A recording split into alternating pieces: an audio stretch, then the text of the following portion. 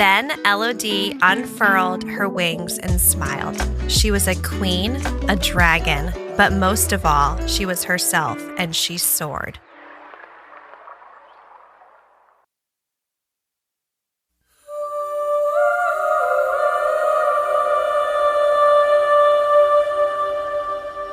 Hey, Dayelle. Hey, Amanda. Okay, so this week we are doing Damsel. And Damsel, written by Evelyn Skye. Not to be confused with. To be confused by Damsel, written by Elena K. Arnold. Two totally different books. However, if you go to buy one from the Amazon or the bookstore, make sure you know the author's name. Because we didn't. We did not. And we purchased the wrong Damsel. And then we were very confused by the lack of characters that we thought would be in the book. Yes. So. And, okay, this is a tough one for us. Yeah. This is a tough one. This is a different, this is different altogether because this is, I think, the first time we're doing a book that we haven't read prior to finding the podcast out about it. Yeah. Okay. So this got really popular because Millie Bobby Brown, Netflix, was released. Yeah. We were like, listen to all this hubbub. People are freaking out about this. Yeah. Let's do it. And this book, I found this out doing a little bit of a deep dive into it a little bit more just to find out more information about it. It was only written and published in 2023. And it was only written because it's based on a screenplay. So in that vein, and you'll hear why we are so upset with this.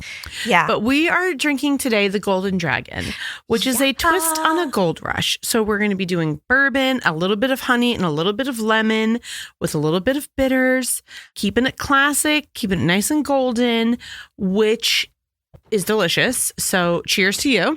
And that name you will understand eventually. We're in a dark place. Also, guys, this episode, if you have not watched the show or read the book, there are mucho spoilers. So many spoilers. This is going to be one giant spoiler. Please read the book and then watch the show prior to listening to this episode. Okay, so it's considered a dark fantasy, okay?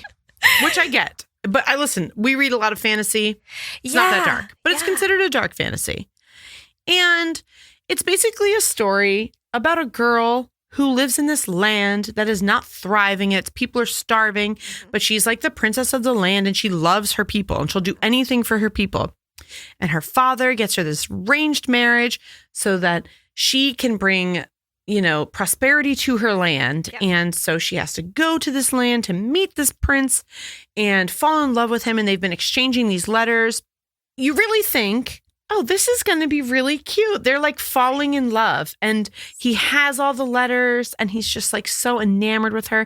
And she's just a different kind of princess, right? So it's called Damsel, but you learn very quickly, this is not about a damsel in distress. No. And I think like even in the description of the book, like when you go to buy the book, it says a damsel in distress takes on the dragon herself in this epic twist on classic fantasy. So like it very clearly is not your standard like a damsel that needs to be rescued because she does not need to be rescued. Okay. And the author, I also found this out while like reading up on the author because I was kind of interested in like, okay, where did this come from? Like just randomly this girl put out, she's a bestseller, a New York Times bestseller author.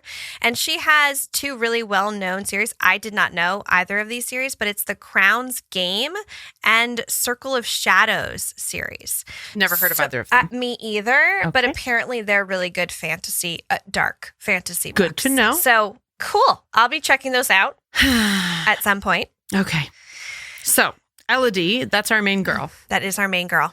Henry, that's the prince. That's the prince. Hard for me to hate him because my favorite man in the world's name is Henry. But yes, fair. But this character, and we're right off the bat diving into both the book and the movie because you can't do one without the other. The way the way we've done this episode is definitely going to be a lot of comparing the two and how much I'm saying it straight off the bat, how much we loved the book over the movie.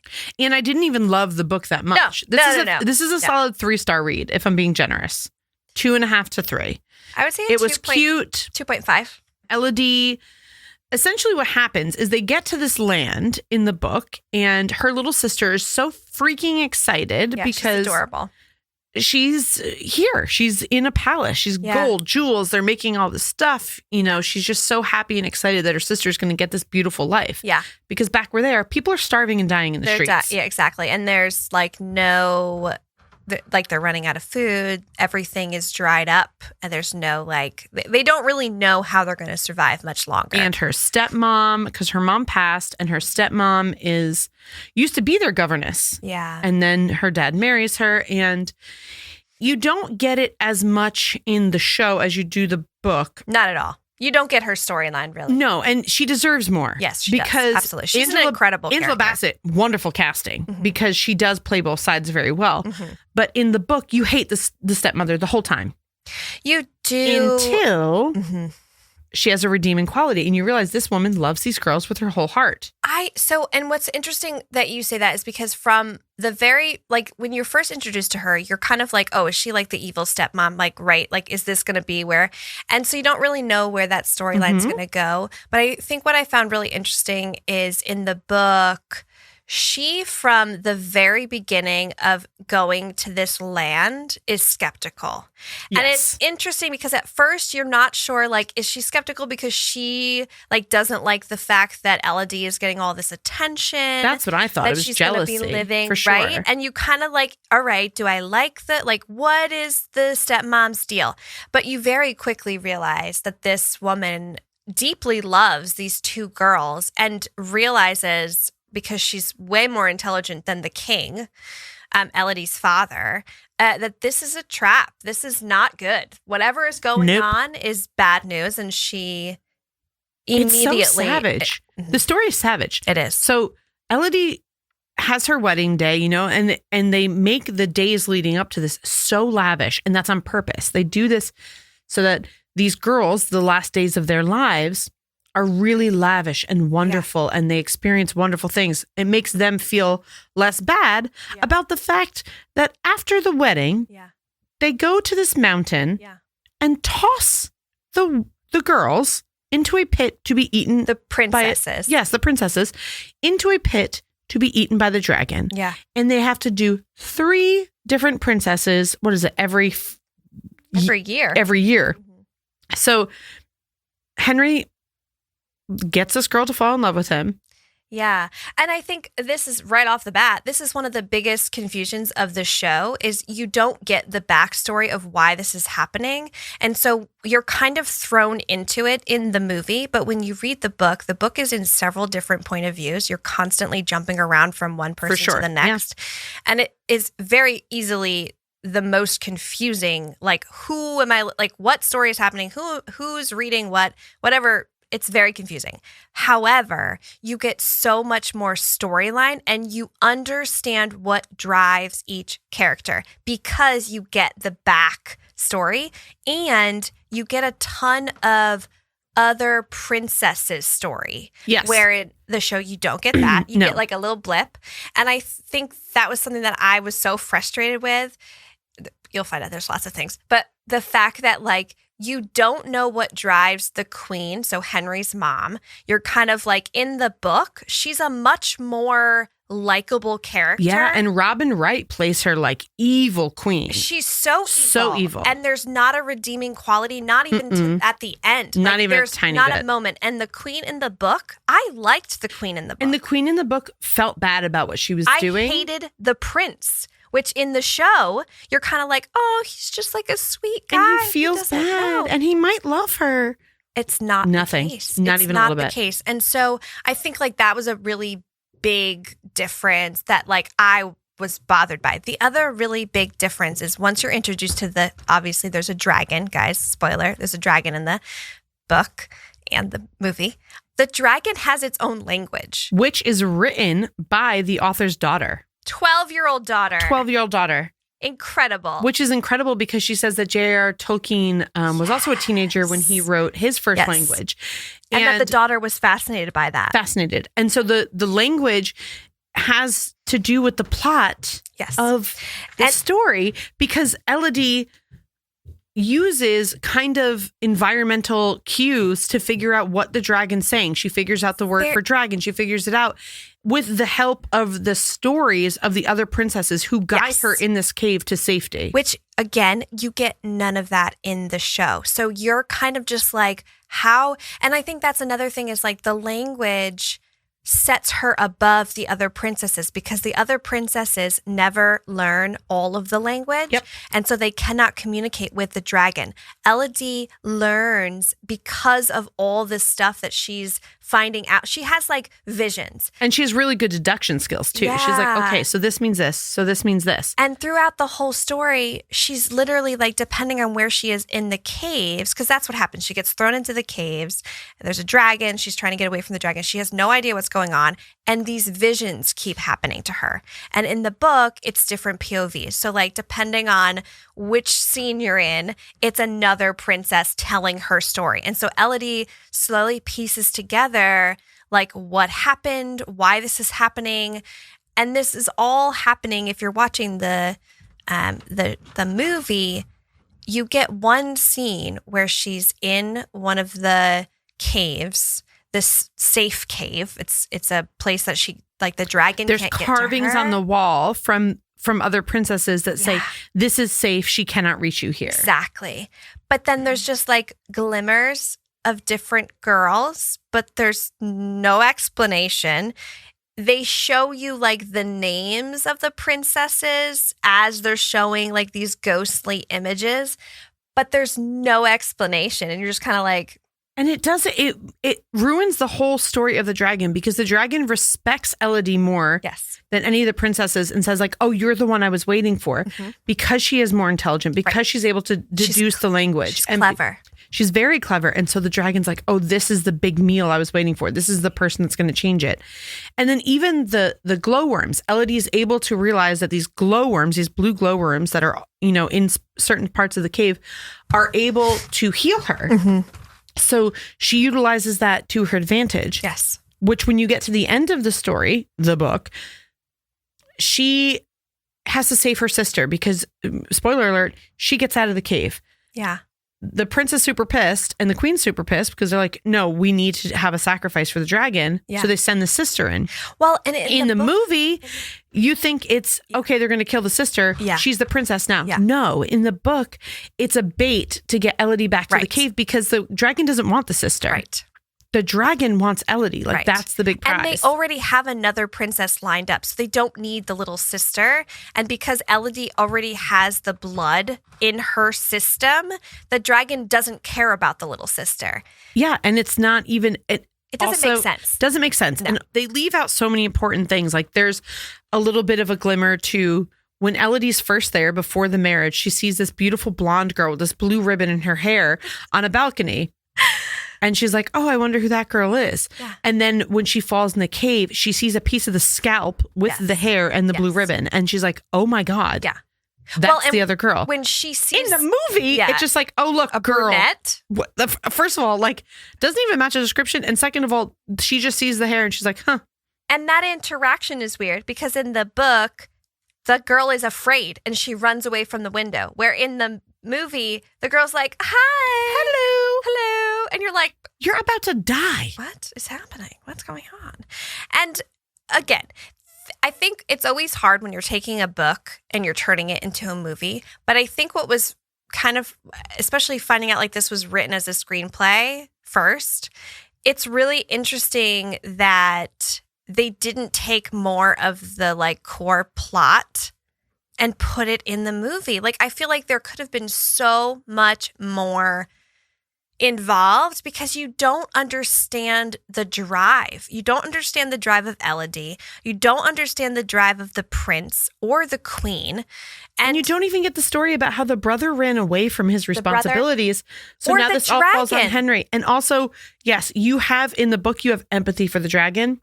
Elodie has empathy for the dragon. She figures out the reason that they have to do this is because these people killed her babies. And she says, screw you, like, you owe me now. Yeah, yeah. Where Elodie is like, they've been lying to you this whole time. Yeah. And they kind of team up together. You don't get any of that. Yeah, but in the book, there's they don't kill the babies. The babies die. The mother of the dragon is poisoned. And she by the original princesses, and that's why she keeps having stillbirths. Right. So like the skeletons are sitting there. So like the first king coming and slaughtering the babies, and that's the drive behind the dragon. That's not actually the drive behind the dragon. The dragon is just like incredibly sad and lonely because her mother died saving her from the poison that the princess left, and now she cannot have babies. And it's really, really sad. Which also, there's no boy dragon, so I don't really know how. Well, That's details. Details. Who cares? But like, I think that's what I was so frustrated with. I've read this book, and it's definitely not I would say this is a young adult book. For sure. Yeah. And I think it's like it's heavy fantasy for sure. And I think there's not a whole lot of world building. It's very character driven. And that's fine for me. That's the thing is like, I wasn't expecting this to be like a 5-star read, changed my life. Yeah. Fair. It was enjoyable. It was a very enjoyable read. Yeah. Especially the end, which again, you don't get this in the movie. The biggest Elodie upset. Essentially stabs the dragon, right? Kills the dragon. But then the dragon stabs her. Mm-hmm. Elodie falls into the water where the glowworms are. Mm-hmm. Puts a whole shit ton of glowworms down her throat. Literally saving herself, knowing what the glowworms do, and essentially turns herself into a dragon because the dragon's blood mixes with her blood. Right. And then she puts the glowworms also on the dragon. To repair its heart. Right. And so they both live, and then they both go together. Mm-hmm. They get out of there. Well, she meets up with her stepmom and her sister. And also her dad does come try to save her in both versions, and he does die for her. He does. But sorry about it, Dad. You sent her there. And in the book, he says he didn't know until the night of of the ritual. Right. Where she gets tossed in the pit. Mm-hmm. And in the book, she looks, they're all wearing gold masks, and she sees her father with a gold mask. Yeah, and she doesn't understand. She's confused. Like, what the heck is happening? And then in the book, the dad's not there, but like the dad also says like, I didn't know, which again, at least that stays the same. Fair. But the stepmother in the book is super pissed at the dad, and everybody's like, oh, she's just being a brat. Right. No, she's pissed and crying and telling her not to do it. She comes in the night of the wedding and says, don't do this. Don't get married. And the dad's like, don't listen to her. She's drunk. Don't listen to anything she says. Yeah. So the dad talks the stepmom out of saving the little girl. Yeah. I don't care what redemption you have, sir. Yeah.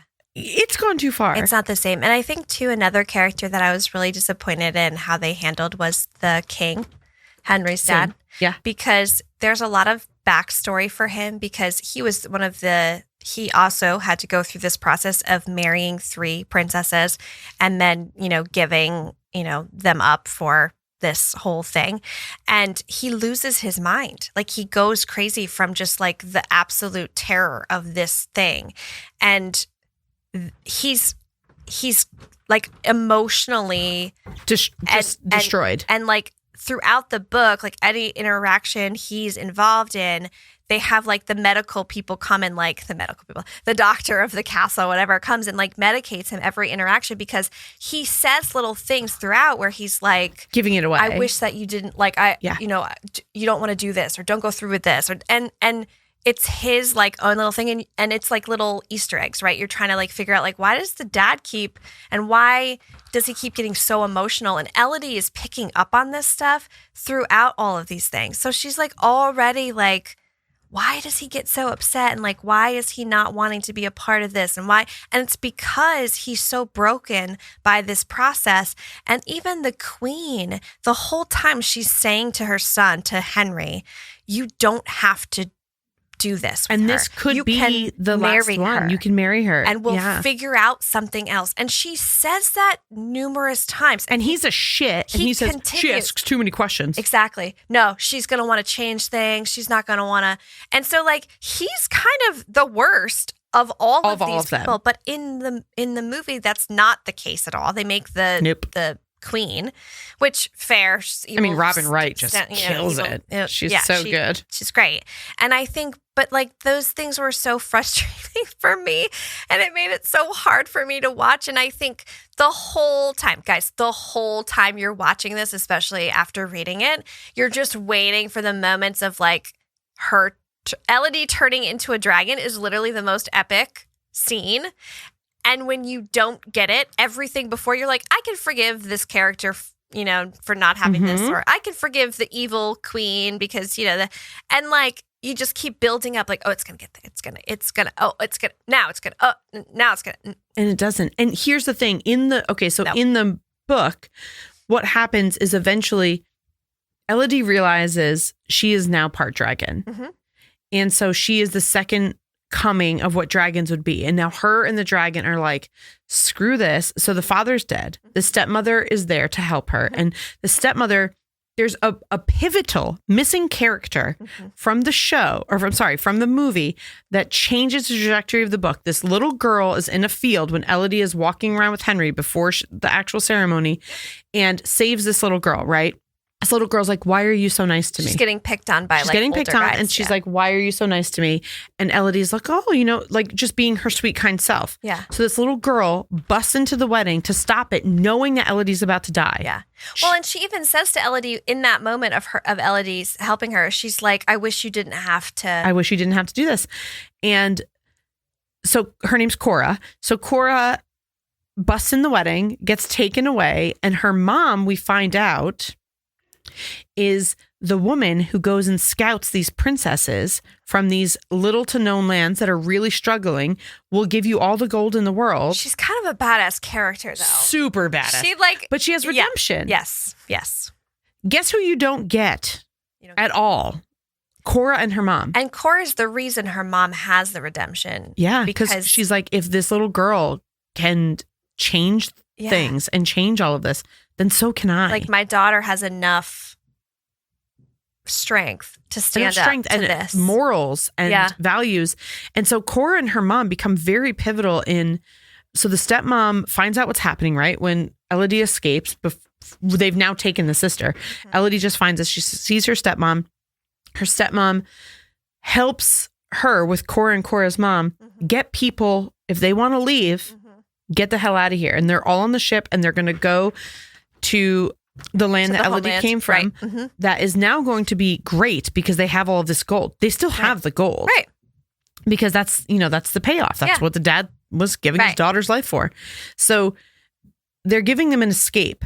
But in the movie, you get none of that. But in the book, when Elodie realizes she's now a part dragon, they go to, now this third girl is about to get married. Yes. The wedding's happening, and she basically shouts them out, which I will say, this tiny part, Millie Bobby Brown killed it in that scene. Yes. Where she shows up and it is epic. And what an epic scene. Mm-hmm.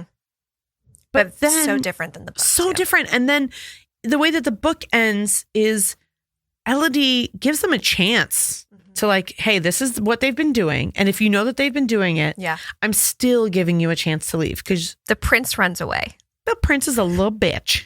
He runs away.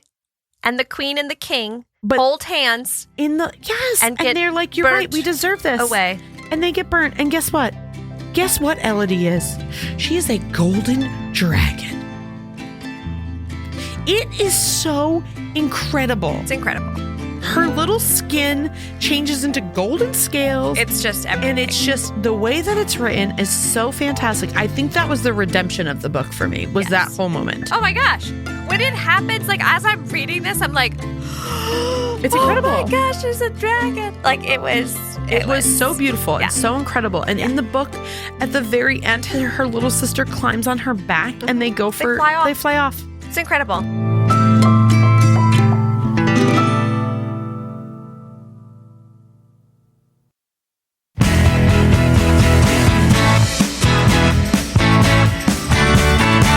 Also, like, another thing that drove me crazy is in the book, the dragon, like, after Elodie escapes, there's a little bit of time between all of this other stuff happening. Yes. And Elodie going back in and actually killing the dragon, where the dragon comes out and basically says to the king and the queen and the common folk that they have until that night to bring her princess. Basically like saying, like, if you don't bring the princess, I'm going to burn the entire place to the ground. Like everything is going to be torched.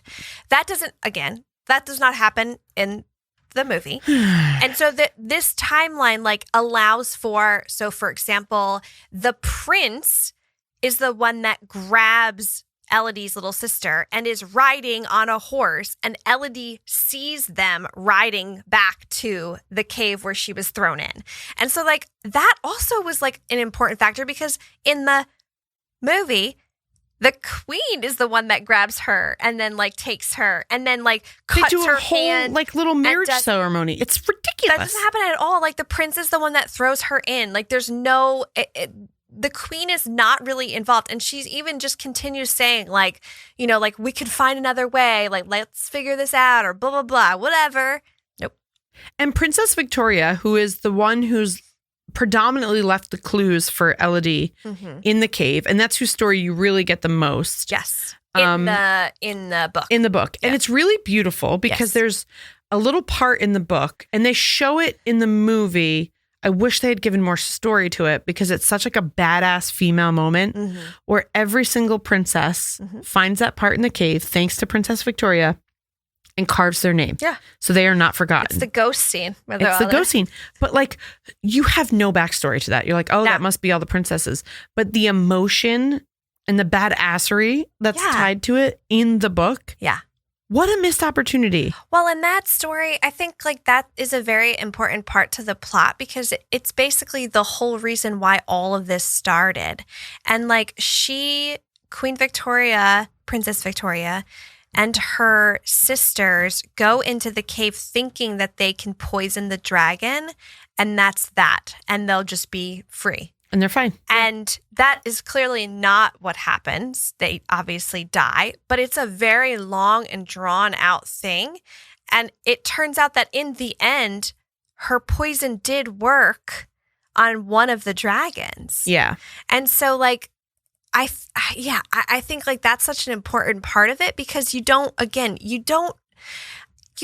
understand the drive of the characters in the movie. Like there's not a lot of like, but why is she fighting so hard? Or why is she like understanding what's going on, or like figuring out how the dragon works, or like whatever it might be. And like the drive for the dragon, like why does he want the 3 princesses? Like why does it, and there's just like so many little things that you're just kind of left in the dark. So this is really interesting though, because this is a very, I don't know that we'll have many like this on this podcast, but the screenplay for the show was written first. Yeah. And then Evelyn Skye was granted the rights to do novelization. But because of the strike, the book was supposed to come out after the show. But because of the strike, the book came out before. Yeah. And the show had to be pushed till March of this year. It was supposed to be October of last year. So the way that it all worked out, they were supposed to be pretty synonymous timing wise. Yeah. Even if it came out a little bit before, however it was supposed to be, there's, I think, such a gap. Yeah. Very rarely, right, do we have a show and then the book, or a movie then the book. It's usually, obviously, everything's based off that. But they gave her the rights to make a novelization of this and take some creative liberties. And she took the story and made it 9 million times better. Yeah, and I think what's so hard, like I would love to talk to the producers of the show You mean Millie Bobby Brown, because she was the executive producer. Why did they decide to cut the dragon? Like her becoming a dragon. Why? I don't know. And I mean, like the numbers did well, but I think what happened was people were so excited about this, right? Yeah. It looked fantastic. The trailer was wonderful. Could they not afford another dragon? Maybe they couldn't afford. I don't know, but okay, let me read this. And I guess also because in the book, when you read about her becoming the dragon, she literally like morphs into the dragon. Was it more something like they didn't know how to do that without it looking bad? Maybe. I mean, it was not received well. This is not rated well. In the first 3 days, it recorded 35.3 million views, which is incredible. Yeah, it is. And it had 64.8 hours viewed within, whatever the time period it was. but it has really mixed reviews, and it's 56%. I don't go on reviews. Like if I like something, I like something. Yeah. But still, a 5.4 out of 10 rating and a 56% on Rotten Tomatoes. Woof. But a lot of people are shitting on her performance, Millie Bobby Brown's. I think what's hard is like there was a lot of like, what is the story? Like, is this a fairy tale? Is this a, I don't know. I think like I don't think it knew its own.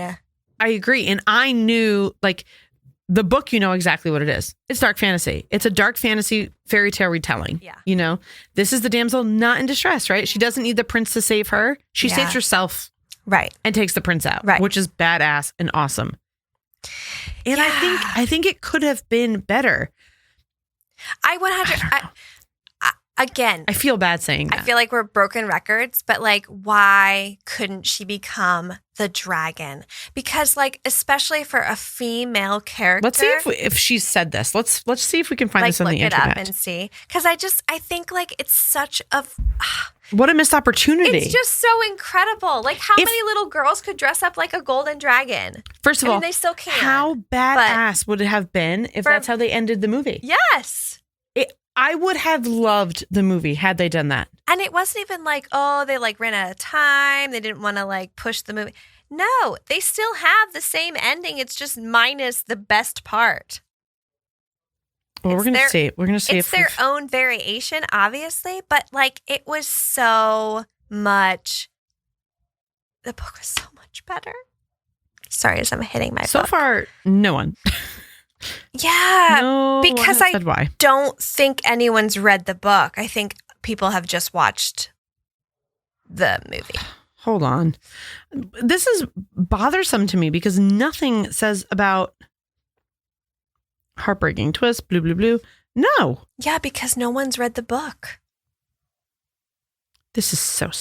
But isn't that to speak to like so many shows that like people knew about before realizing they were books? Like, for example, if you ever watched the series The Vampire Diaries. For sure. Absolutely. Like those books are so wildly different than the show. Like even to like the casting of the characters are so incredibly different than what the book describes them as. And you don't ever hear anything about that stuff. No, and I think that's the part that bothers me so much. Like, straight up, without a doubt, there's no doubt in my mind, I'm saying read it, don't watch it. Yeah. Second that. Or watch it, but don't read it. And the reason I'm saying that is because if you watched it and you're like, oh, I like this, don't read it, because you're going to think the movie's a pile of shit after that. It's going to ruin it for you. Exactly. I think, like, in all honesty, like, it is one of those things where, like, I read the book, and it was before you read the book. I felt so bad for you. And I was so excited to talk about what happened because the ending is just so epic. And then I was like, oh my God, I cannot wait to watch this. Watched it. And I was so... You kept saying to me, did you finish it? Did you finish it? Did you finish it? And I had finished the book, but I had like a 5-day gap before I watched it. And what made me so bummed is like, I'm going to watch it. I'm going to save it. I'm going to watch it. I'm so excited. I can't wait to watch it. Really wish I hadn't. I mean, happy I did. I want to see Millie Bobby Brown in more things. Yes. Agreed. I love Robin Wright. Like, it just had so much opportunity. Yeah. If I had not read the book and just watched that, I'd been like, oh, that's cute. Yeah. That's a fairy tale I'd watch with my niece. That's cute, or not fairy tale. It's a little dark. Yeah, I mean, I wouldn't watch her there now. She's 4. I was going to say, we've been watching intense, like the dragon killing scene. We've been watching Taylor Swift on repeat. That's what we watch. And Bluey. I mean, always. Obviously. Bluey's the best. But I don't think that they're not synonymous with each other, which is so strange. And maybe that has to do with the way that things were released and done. But maybe, what a missed opportunity. Is it just creative, like liberties I just made and that differences? decision I to don't like know. Not. We need to look into this. Maybe once we find the answer, we can post it on our Instagram because We're really pissed that she did not. If I'm telling you, Dayelle, if she had turned into the dragon at the end of that movie and they'd shown her like in my head, right? Like I had this scene of her standing there, twisting her arm in the sunlight, seeing the golden scales on her arm, like they do in the book. I'm like, this is going to look so kick ass in the movie. I'm still waiting. I'm reading that scene and I'm just like goosebumps. Like, oh my gosh. And then. Isn't that the worst when you're reading a book, right? And you're like, I can't wait to see this shit on film. It's going to be so good. So with with that being said, going to go off topic a little bit here. I think that is why I am so afraid for a company. A Court of Thorns and Roses? Yes. Because? I'm so afraid of what they could potentially do because it's either it's a TV series or it's a movie. They would have to stay so true to that, which they're not going to because we know. I don't know. I think they're learning they're learning their lessons. Look what's happening with Harry Potter. They're bringing it back because we were pissed. We didn't get house elves. Winky the house elf didn't exist. Peeves didn't exist. Yeah. All these characters that you could not wait to see on film. That's why they're bringing it back. The Hunger Games. The Hunger Games. We've been talking about this kind of stuff. I mean, obviously Genesis of the podcast, but I think that it's okay to say to a fandom like, hey, listen, there is going to be some stuff that you're missing, but there's no way to put that on film. Right. And people would understand that. Fair. You could have done this. I think that's what it comes down to is obviously a filmmaker, right? Producer, director, all these people that are involved, they're given a budget, right? And obviously you can only do so much with that budget. However, you already have a dragon. When you have a storyline that gives you that incredible scene of her turning into the dragon, you could have cut other things that didn't matter to give us the dragon. Castle shot? You could have. I mean, but they chose not to. I know. This is our first scathing review, I think. I know. Well, we had some issues with Twinkly Edward, but this is our first scathing review, and I feel very bad because I love Millie Bobby Brown. I really wanted to like this.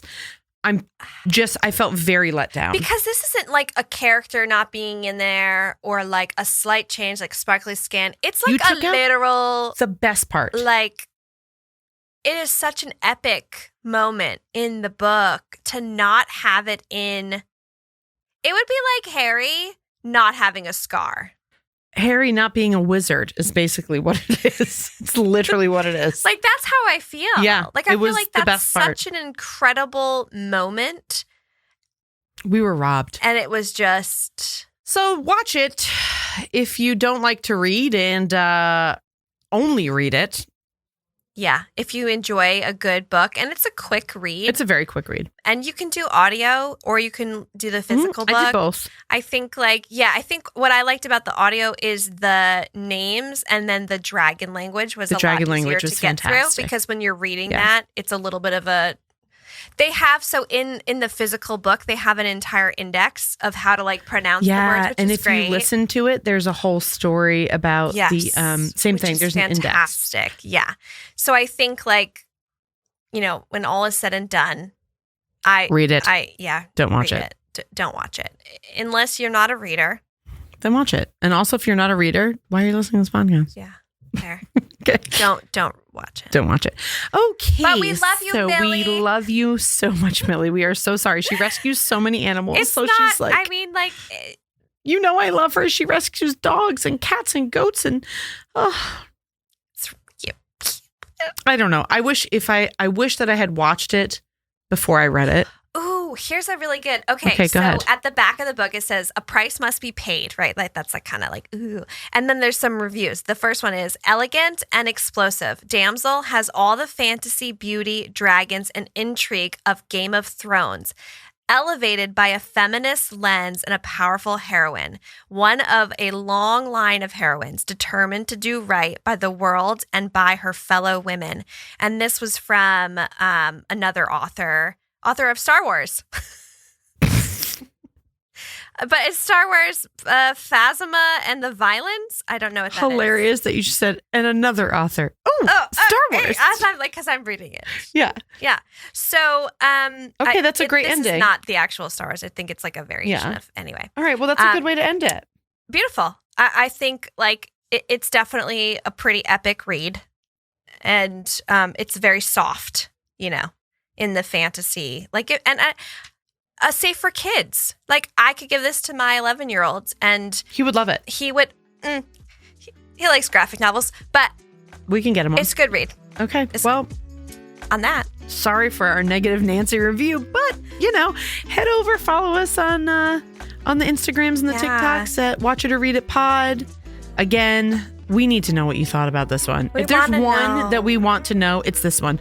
Because are we just being little brats or are we justified in our anger? Fair. Yeah, tell us what you think. And if you think this was a win on both ends, like in its own. We're not the same. We're not feeling it. We're not feeling it. Read it.